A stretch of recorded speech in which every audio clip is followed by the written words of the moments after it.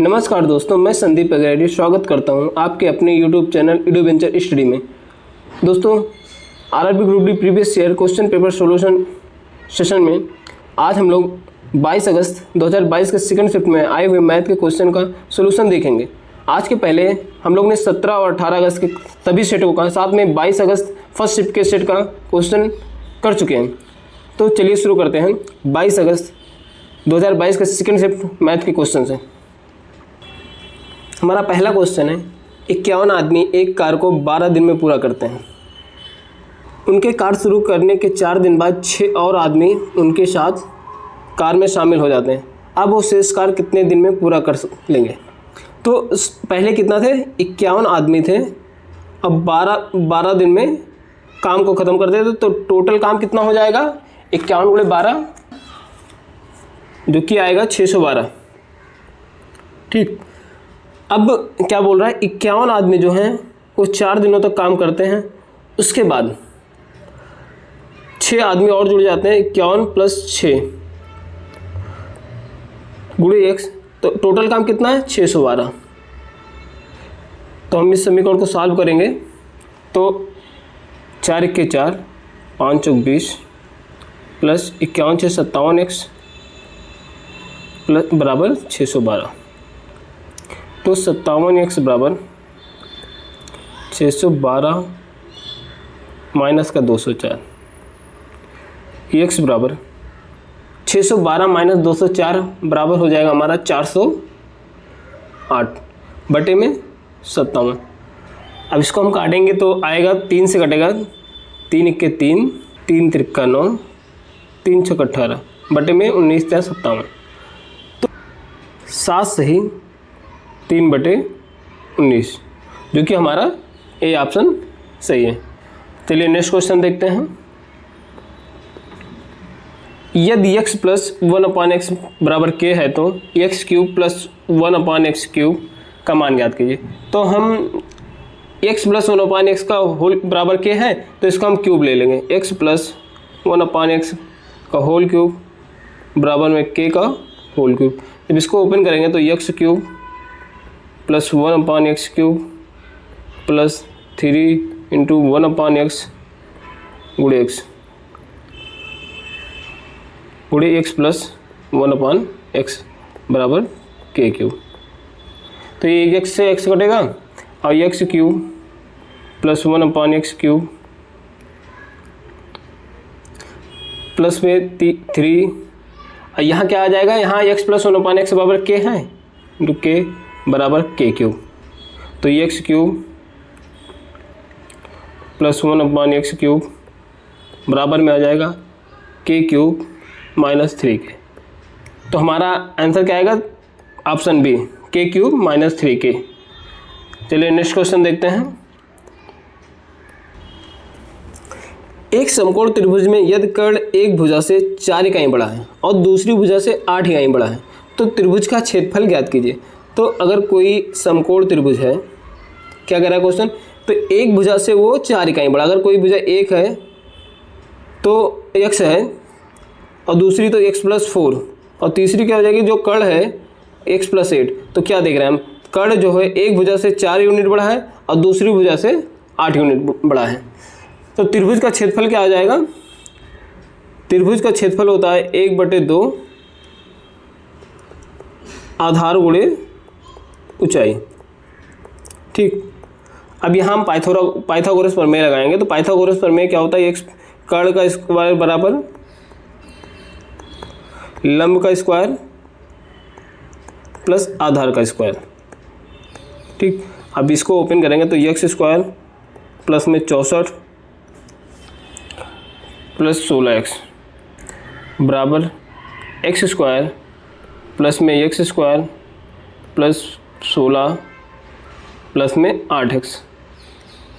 तो अभी ये x से ये x कट जाएगा तो ये 16x जब इधर जाएगा तो माइनस का 8x हो जाएगा, x² माइनस का 8x। और ये 64 जब उधर जाएगा तो माइनस का 48 हो जाएगा बराबर में 0। अब इसको तोड़ेंगे तो 12 × 4 = 48 होता है हमारा। x² - 12x प्लस का 4x माइनस का 48 बराबर 0। अब यहाँ से x कॉमन लेंगे तो x माइनस 12 प्लस में यहाँ 4 कॉमन लेंगे तो x माइनस 12 बराबर 0। तो यहाँ क्या आ जाएगा आगे, x माइनस 12 एक ब्रैकेट में x प्लस 4 बराबर 0। तो यहाँ से आएगा x बराबर 12 और x बराबर माइनस 4। तो इसको हम जानते हैं कि त्रिभुज की कोई भी भुजा माइनस में नहीं हो सकता है। तो हमारा x का मान कितना होगा, 12। तो अगर x का मान 12 आ गया तो एक भुजा कितना हो जाएगा, छोटी वाली ये 12 हो जाएगी और ये 12 4 16 हो जाएगा और ये 12 8 20। तो हमारा त्रिभुज का क्षेत्रफल क्या होता है, 1/2 आधार इंटू ऊंचाई। तो एक आधार क्या है, आधार हो जाएगा हमारा 16 और ऊंचाई क्या है 12।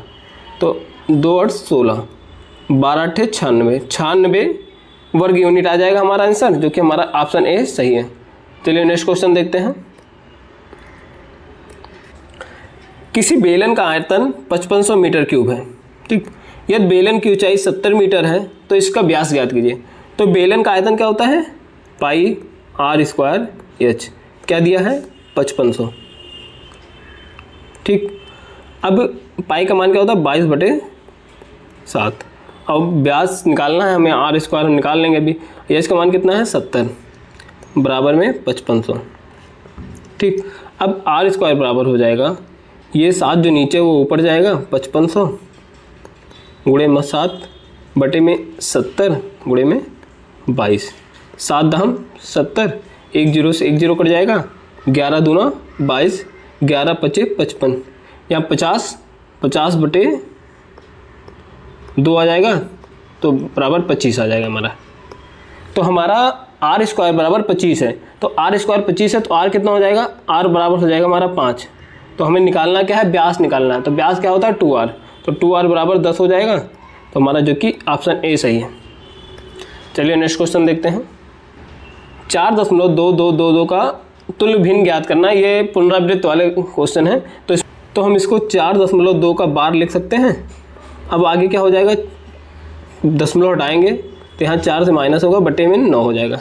तो ये आ जाएगा 38/9। तो ओके, हमारा डी ऑप्शन सही है। इसको एक तरीके से और भी निकाल सकते हैं, जैसे हम 4 को अलग कर लेते हैं, 4 प्लस 0.2 की पावर 12, और 2 की पावर 12 को हम क्या लिख सकते हैं, 4 प्लस 2/9 लिख सकते हैं। तो 4 9 चौक 36 प्लस 2 38/9। तो आप जिस तरीके से जाए उससे लगा सकते हैं। चलिए नेक्स्ट क्वेश्चन देखते हैं। 3 × 3x - 2 प्लस x ब्रैकेट में 4x/2 प्लस 15 - 12। तो अब यहाँ से 2 से ये कट जाएगा तो 2x हो जाएगा, यहाँ गुणा कर देंगे 3 त्रिका 9x माइनस का 6 प्लस का 2x स्क्वायर, और ये प्लस का 3 हो जाएगा, क्योंकि 15 से -12 जाएगा तो प्लस का 3। अब 2x स्क्वायर प्लस का 9x अब माइनस का 3। तो हमारा ये समीकरण हो जाएगा। तो कौन सा ऑप्शन सही होगा, 2x स्क्वायर प्लस का 9x माइनस का 3, जो कि ऑप्शन ए सही है। चलिए नेक्स्ट क्वेश्चन देखते हैं। संख्याओं 51 52 53 100 में से सबसे छोटी और सबसे बड़ी आभाज्य संख्याओं का योग ज्ञात कीजिए, ठीक। तो सबसे छोटी आभाज्य संख्या कौन सी है, पहले 51 से 100 के बीच में सबसे छोटी आभाज्य संख्या क्या हो जाएगी, हमारा हो जाएगा 53, सबसे छोटी आभाज्य संख्या। और सबसे बड़ी आभाज्य संख्या क्या है, सबसे बड़ी आभाज्य संख्या हो जाएगी हमारा 97। अब हम दोनों को जोड़ देंगे तो हमारा आ जाएगा 150। तो हमारा ऑप्शन बी सही है। ये हमारी 51 से 100 के बीच सबसे छोटी आभाज्य संख्या है, ये हमारी सबसे बड़ी आभाज्य संख्या है 51 से 100 के बीच में। चलिए नेक्स्ट क्वेश्चन देखते हैं। दो संख्याओं का अनुपात 5:3 दिया है, यदि संख्याओं का अंतर 54 है तो सब छोटी संख्या ज्ञात कीजिए। तो क्या कह रहा है, दो संख्याओं का अनुपात है 5:3 और अंतर कितना दिया है 54। तो 5:3 का क्या है, अंतर कितना है यहाँ पे, यहाँ 2 का अंतर है, लेकिन एक्चुअल में क्वेश्चन क्या कह रहा है कि अंतर 54 है। तो 2 बराबर 54, तो 1 बराबर क्या हो जाएगा 27। हमें निकालना क्या है, छोटी संख्या। तो छोटी संख्या का रेशियो क्या है 3, तो 3 बराबर क्या आ जाएगा 3 × 27 बराबर 81। देखिए ऑप्शन ए सही है। चलिए नेक्स्ट क्वेश्चन देखते हैं। किसी समूहीकृत आंकड़े के लिए xi वर्ग चिन्ह है और fi संगत बारंबारता है, तो प्रत्यक्ष चिन्ह द्वारा माध्य x को दर्शाया गया है। तो हम फार्मूला, इसका माध्य निकालने का फार्मूला हमारा क्या होता है, अगर हमारी बारंबारता सारणी दी हुई है तो हमारा माध्य कैसे निकालते हैं, माध्य x बार बराबर सिग्मा fi इंटू xi बटे में सिग्मा fi, जो कि हमारा माध्य निकालने का फार्मूला है, कि हमारा हो जाएगा बी ऑप्शन सही। चलिए नेक्स्ट क्वेश्चन देखते हैं। नेक्स्ट क्वेश्चन है x² माइनस 7x प्लस 12 बराबर 0 के मूलों का गुणनफल ज्ञात कीजिए। तो मूलों का गुणनफल क्या होता है, अल्फा डॉट बीटा बराबर c/a। अब मूलों का योगफल भी क्या होता है, मूलों का योगफल अल्फा प्लस बीटा बराबर माइनस b/a होता है। तो अल्फा डॉट बीटा बराबर क्या हो जाएगा, अल्फा डॉट बीटा c/, है तो c क्या है, c 12 है और a क्या है, a 1 है, तो c बराबर 12 बटे 1, तो हमारा अल्फा इंटू बीटा बराबर हो जाएगा 12, जो कि ऑप्शन डी सही है। चलिए नेक्स्ट क्वेश्चन देखते हैं। 3 पेंसिलों और 5 पेनों का कुल मूल 81 है, जबकि 5 पेंसिलों और 3 पेनों का कुल मूल 71 है। एक पेंसिल और 2 पेनों का मूल्य ज्ञात कीजिए। तो क्या कह रहा है, 3 पेंसिल प्लस 5 पेन, ठीक, का मूल्य कितना 81 है। और दूसरा क्या कह रहा है, 5 पेंसिल प्लस 3 पेन का मूल्य कितना 71 है। तो यहाँ हम देख रहे हैं कि दोनों में क्या है, पेंसिल और पेन कॉमन है, बट उनका अमाउंट बराबर नहीं है, तो हम उसकी अमाउंट बराबर करेंगे। तो जैसे यहाँ 3 पेंसिल है, यहाँ 5 पेंसिल, तो हम इसमें अगर 5 का गुणा कर देंगे तो ये 15 पेंसिल हो जाएगा, यहाँ हम 3 का गुणा कर देंगे तो यहाँ पे 15 पेंसिल हो जाएगा। तो हम करते क्या है, 15 पेंसिल प्लस 25 पेन बराबर में 81 गुणे 5 हो जाएगा, 5 के 5, 5 8 40, 400। और दूसरा क्या हो जाएगा, 5 15 पेंसिल प्लस में 9 पेन बराबर में 71 गुणे 3 बराबर में 3 के 3, 3 सत्ते 21। अब हम यहाँ इसको दोनों को माइनस कर देंगे, तो ये माइनस होगा, यहाँ माइनस आएगा, यहाँ माइनस आएगा, ये कट जाएगा, तो हमारा 25 में से 9 हो गया 16 पेन। 16 पेन का मूल्य कितना आ गया हमारा, 401 माइनस 213, हमारा 192 आएगा। तो एक पेन बराबर कितना हो जाएगा, 192 बटे 16 बराबर में हो जाएगा 12, ठीक। तो एक पेन का कितना हो गया, 12। तो अगर एक पेन का 12 है तो यहाँ हम एक पेन का नाम रख देंगे, तो 3 पेंसिल प्लस 5 गुणे 12 बराबर 81। तो 3 पेंसिल बराबर 81 माइनस 12 पंचे 60, तो हो जाएगा हमारा 21। तो एक पेंसिल बराबर क्या हो जाएगा, 7 हो जाएगा। तो हमारा एक पेंसिल का मूल्य 7 आ गया और एक पेन का मूल्य 12 आ गया। तो हमें निकालना क्या है, एक पेंसिल और 2 पेन का मूल्य। तो एक पेंसिल का कितना है 7 और 2 पेन का कितना हो जाएगा 12 दूना 24। तो दोनों का मिला के कितना आ जाएगा 31, जो कि ऑप्शन हमारा बी सही है।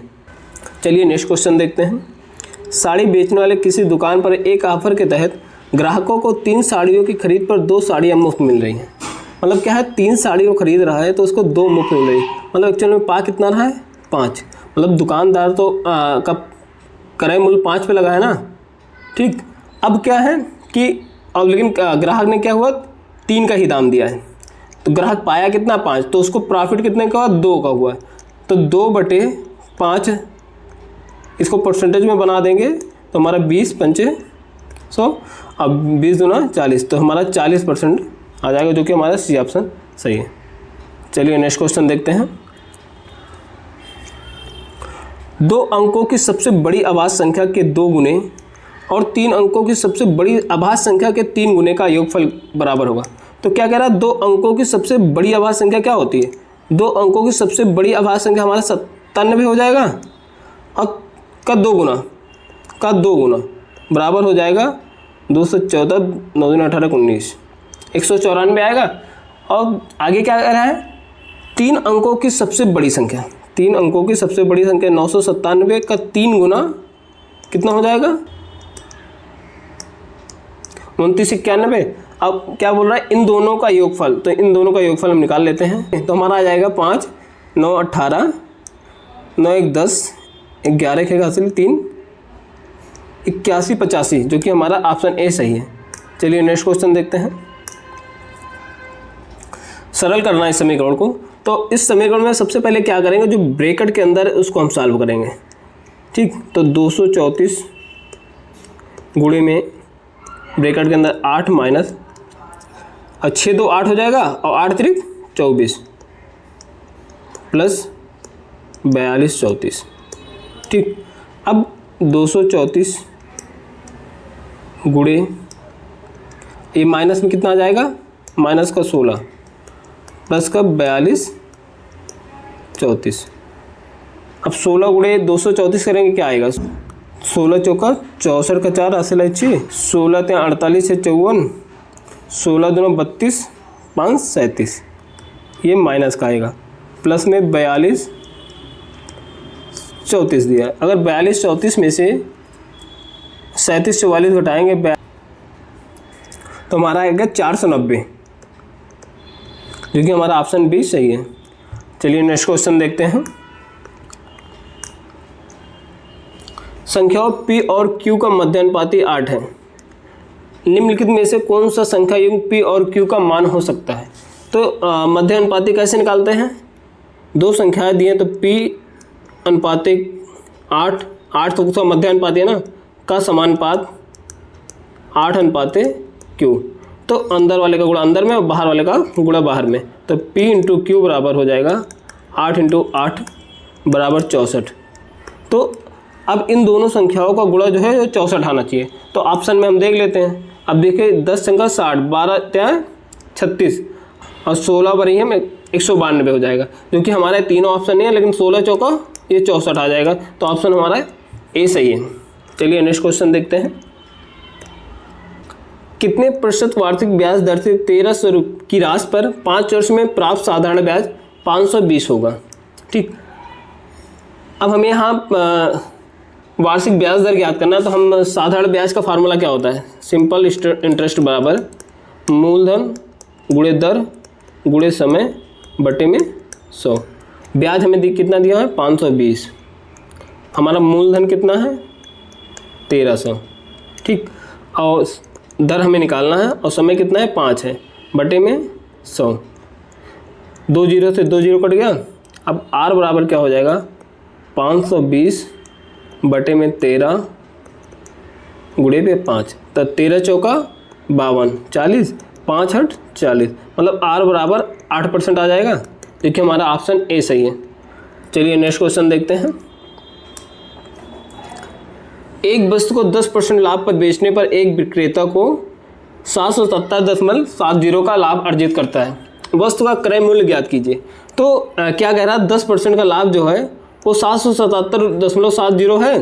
तो ये 10% बराबर इसके होगा, 10% लाभ बराबर 777.70, इसके बराबर होगा 10%। तो 100% कितना आ जाएगा, 100% बराबर आएगा 7777 आ जाएगा, जो कि हमारा राइट आंसर हो जाएगा ए। या इसको ऐसे भी कर सकते हैं कि 10% का लाभ है। ठीक, 10% का लाभ है तो इसको हम फ्रैक्शन में तोड़ेंगे 1/10 लिख सकते हैं। तो मतलब कि 10 रुपया पे उसको 1 का लाभ मिल रहा है। तो 1 का लाभ मिल रहा है तो मतलब 1 का लाभ, क्वेश्चन क्या कर रहा है 777.70 का लाभ मिल रहा है। ठीक, अब ये हमारा लाभ हो गया। अब हमारा क्रय मूल्य 1 लाख किसने पे था 10 पे, तो 10 बराबर क्या हो जाएगा 777.70 गुणे 10 बराबर 7777, जो कि हमारा ऑप्शन ए सही है। चलिए नेक्स्ट क्वेश्चन देखते हैं। तो क्वेश्चन क्या कह रहा है 11 के प्रथम 12 गुणजों का औसत क्या होगा।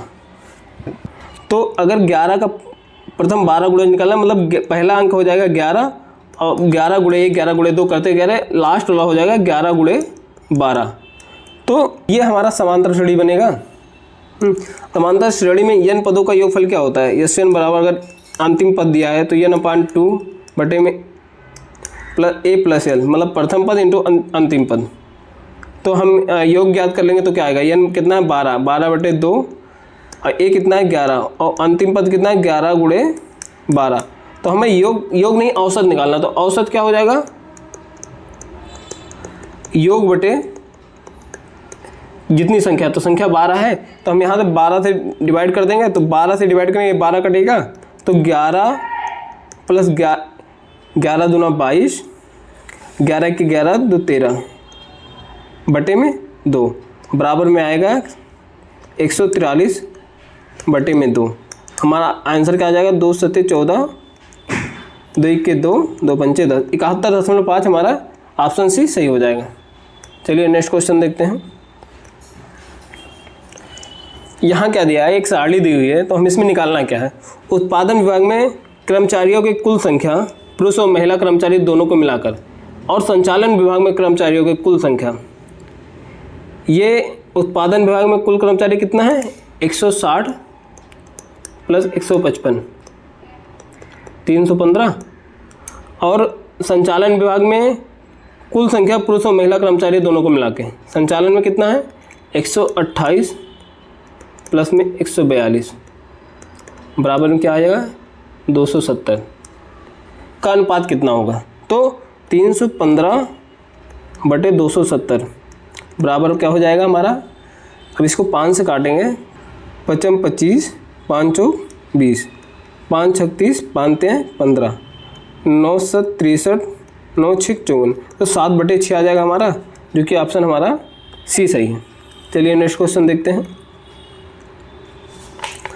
70 मीटर त्रिज्या और 140 मीटर ऊंचाई वाले बेलन का संपूर्ण पृष्ठीय क्षेत्रफल ज्ञात कीजिए। मतलब 70 मीटर त्रिज्या दी है और 140 मीटर ऊंचाई, तो संपूर्ण पृष्ठीय क्षेत्रफल क्या होता है 2 pi r into H plus R. ठीक, हमें ज्ञात करना तो 2 इंटू 22 बटे 7, r कितना दिया हुआ है r 70, अब ब्रैकेट में 70 प्लस 140।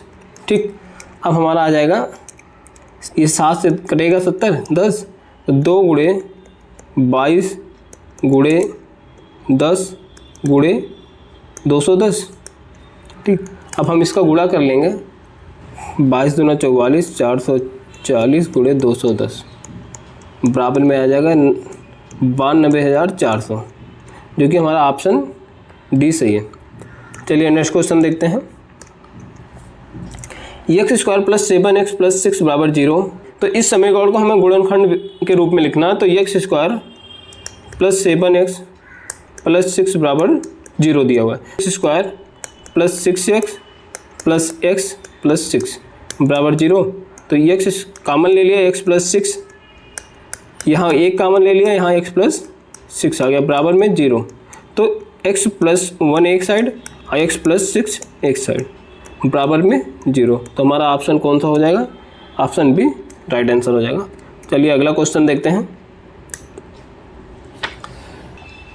अगला क्वेश्चन क्या है, sine square 10 plus sine square 20 plus sine square 30 plus sine square 40 plus sine square 50 plus sine square 60 plus sine square 70 plus sine square 80 plus sine square 90 बटे में cos square 20 plus cos square 40 बटे plus cos square 50 plus cos square 70 plus cot square 45, ये काट है, कब मान ज्ञात कीजिए। तो हम एक चीज़ देखेंगे, तो ये साइन स्क्वायर 10 और साइन स्क्वायर 80।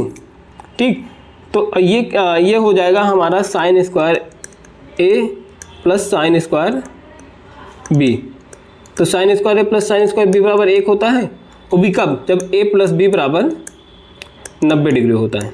ठीक, तो हम sign square 10 plus sine square 80 क्या लिख सकते हैं, 1 लिख सकते हैं, plus sine square 20 plus sine square 70 को भी 1 लिख सकते हैं, प्लस साइन स्क्वायर 30 और साइन स्क्वायर 60 को भी 1 लिख सकते हैं, plus sine square 40 plus sine square 50 को भी 1 लिख सकते हैं।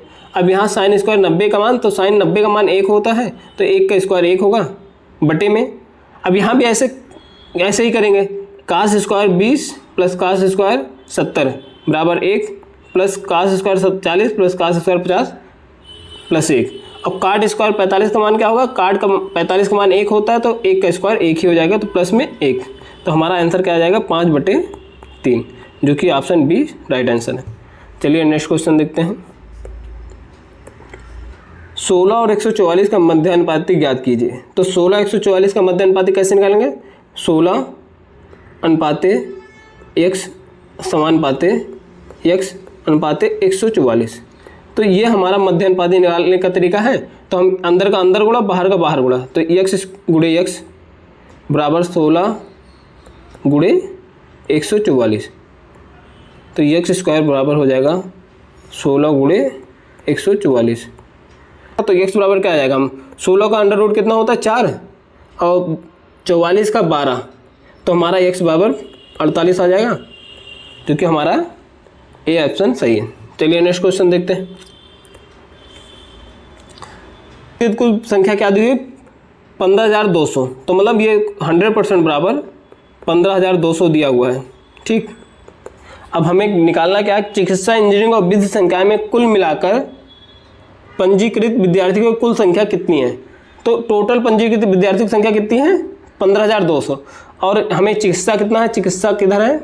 चिकित्सा 15 है। चिकित्सा का 15% प्लस इंजीनियरिंग का 11% प्लस विधि संकाय का 9% प्लस 9, ये बराबर कितना हो जाएगा? 35% हो जाएगा। तो हमें 35% का मान ज्ञात करना है। तो 100% इतना दिया है, तो 1% कितना हो जाएगा? 1% बराबर कितना होगा? 15,200 बटे में 100, तो मतलब 152। 1% 152 है, तो 35% क्या हो जाएगा? 152 गुणे 35 बराबर में क्या हो जाएगा? 35 दूना 70, 35 पंचे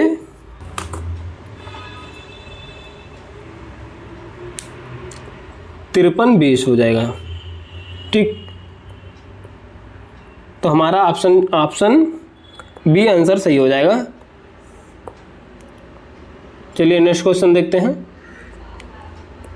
तो अगला क्वेश्चन क्या दिया है? तो इसमें क्या करेंगे कि जो ब्रैकेट के अंदर है उसको सबसे पहले सॉल्व करेंगे। छोटा ब्रैकेट जो है उसको सॉल्व करेंगे। तो 4 माइनस का 3 गुणे में 7 माइनस का 8 गुणे में अब 2 चौक 8, 8 माइनस 10 बराबर माइनस का 2। ठीक, अब अगला क्या करेंगे? 4 माइनस 3 गुणे में 7। अब इन दोनों का गुणा करेंगे, 8 दूनी 16 माइनस 16 आएगा, प्लस का 16 हो जाएगा। तो 4 माइनस का 3 गुणे में 16 7 23 बराबर 4 माइनस 3 त्रिक का 9, 3 दूनी 6 बराबर में माइनस का 65, क्योंकि हमारा ऑप्शन ए सही है। चलिए नेक्स्ट क्वेश्चन देखते हैं। ए 9 AM बजे एक्स से चलना शुरू करता है और उसी दिन 10 PM पर वाई पर पहुंचता है। एक समान मार्ग का अनुसरण करते हुए बी भी 9 बजे वाई से चलना शुरू करता है और उसी दिन 3 बजे एक्स पर पहुंचता है। तो मतलब ए जो है वो एक्स से चला, वाई पे पहुंचा। मतलब ए जो है 9 बजे चलता है यहाँ से और वाई पे 1 बजे पहुँच जाता है। ठीक, मतलब उसको 4 घंटे लगे यहाँ से यहाँ तक जाने में। और बी जो है, बी यहाँ से चलता है, ये भी 9 बजे चलता है और इसको पहुँचने में कितना बज जाता है? इसको 3 बज जाता है। 3 PM पे ये एक्स पे पहुँचता है। तो इसको कितना घंटा लगा? 6 घंटे लगे। तो ज्ञात क्या करना है? दोनों किस समय मिलते हैं, दोनों का समय मिलने का समय ज्ञात करना है। तो इसका एक ट्रिक भी होता है, हम पहले ट्रिक बताते हैं, फिर आपको हम बेसिक से भी बता देंगे एक बार। तो ट्रिक क्या होता है? मिलने का समय जो होता है, मिलने का समय जो होता है, दोनों समय का गुणन T1 गुणे T2 बटे में दोनों समयों का योग T1 प्लस T2। तो T1 4 गुणे 6 बटे 4 प्लस 6, तो ये 6 चौक 24, 24 बटे 10। तो ये आ गया 2.4। तो मतलब 2 घंटा, तो 4 को हम क्या लिख सकते हैं? अगर मिनट में लिखेंगे 2 घंटे 24 मिनट। ठीक, 2 घंटे 24 मिनट आया। मतलब कि 9 बजे अगर वो शुरू किया तो 11:24 पे वो जाके मिल जाएगा। एक इसका दूसरा तरीका ये है कि हम इस डिस्टेंस को कुछ मान लेंगे। तो ये डिस्टेंस अगर हम d मानेंगे तो लंबा हो जाएगा, तो इसलिए हम इसको क्या मानते हैं? इन दोनों का कोई एलसीएम ले लेते हैं। तो इन दोनों का एलसीएम क्या है? इन दोनों का एलसीएम 12 आएगा, तो हम ये डिस्टेंस 12 मान लिया। अब एक की चाल कितनी हो जाएगी? एक की चाल हो जाएगी 12/4, तो 3 आ जाएगा एक ही चाल। अब बी के कितना हो जाएगा? तो बी का आ जाएगा 12/6 बराबर में 2। तो ए की चाल 3 है और बी की चाल 2 है, तो दूरी कितना है 12 है। अब मिलने का समय कैसे निकालेंगे? मिलने का समय जो हो जाएगा, मिलने का समय जो है, अब कहीं भी आके मिल रहा है, अगर मान लो एक्स ए यहाँ से चला यहाँ आके मिला, तो दूरी तो बी यहाँ से चला यहाँ आके मिला, तो दूरी तो डी ही चला है उसने, यहाँ से यहाँ तक दोनों मिला के डी ही तो चले हैं। तो अगर डी 12 है और दोनों को मिला के दूरी मतलब चाल कितनी है, 3 + 2 5, तो 12/5 हमारा आ जाएगा। तो 12/5 मतलब 2 सही 2/5, तो इसको भी जब हम घंटा में 2 घंटे 24 मिनट, जो कि हमारा इससे भी आ जाएगा 11:24 पे वो दोनों एक दूसरे मिल जाएंगे। चलिए नेक्स्ट क्वेश्चन देखते हैं। तो दोस्तों आज के लिए इतना ही। आज हमने 22 अगस्त 2022 के सेकंड शिफ्ट के मैथ के क्वेश्चन का सॉल्यूशन देखा है। दोस्तों हमारे चैनल पे आप लोग के लिए रीजनिंग के भी क्वेश्चन कराए जा रहे हैं और उसकी प्ले लिस्ट डिस्क्रिप्शन में मैंने डाल दिया हुआ है, तो वहाँ से जाके आप देख सकते हैं। फिर मिलते हैं अगले वीडियो में। धन्यवाद।